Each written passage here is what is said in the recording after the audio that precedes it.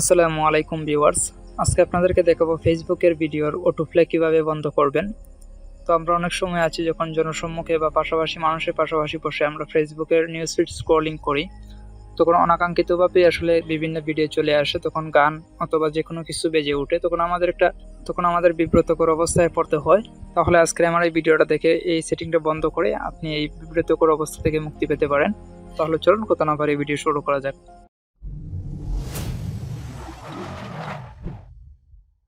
তো ভিডিওটি শুরু করার পূর্বে একটি কথা, ভিডিওটি ভালো লাগলে আশা করি ভিডিওটিতে লাইক দেবেন এবং আমার চ্যানেলটি সাবস্ক্রাইব করবেন এবং পরবর্তী ভিডিও পেতে বেল আইকনে ক্লিক করে নোটিফিকেশন অন করে দিবেন।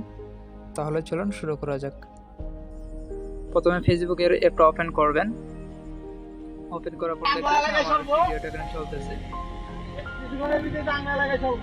তো এখানে যে দেখতে পাচ্ছেন আপনার প্রোফাইলের আইকন আছে ডান দিকে একদম কোণার মধ্যে।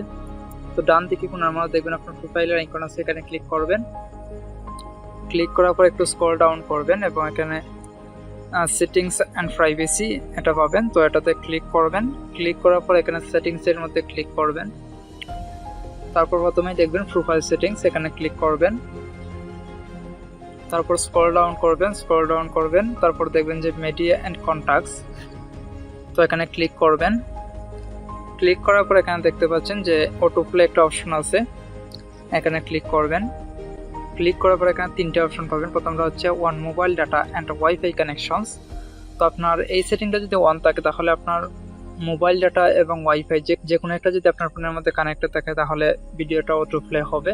এবং 2 নম্বরটা যদি সিলেক্ট করেন, যখন আপনার ফোনের মধ্যে শুধুমাত্র ওয়াইফাই কানেকশন থাকবে তখন ভিডিওটা অটো প্লে হবে। এবং লাস্ট সেটা হচ্ছে নেভার অটো প্লে ভিডিওস। আপনি যদি এটা সিলেক্ট করেন তাহলে কখনোই আপনার নিউজ ফিডে অটো প্লে বা নিজে নিজে ভিডিও চলতে থাকবে না আপনি যদি প্লে না করেন। তো আশা করি বুঝতে পারছেন। আজকের মতো এখানেই বিদায় নিচ্ছি। ভালো থাকবেন, সুস্থ থাকবেন। আল্লাহ হাফেজ।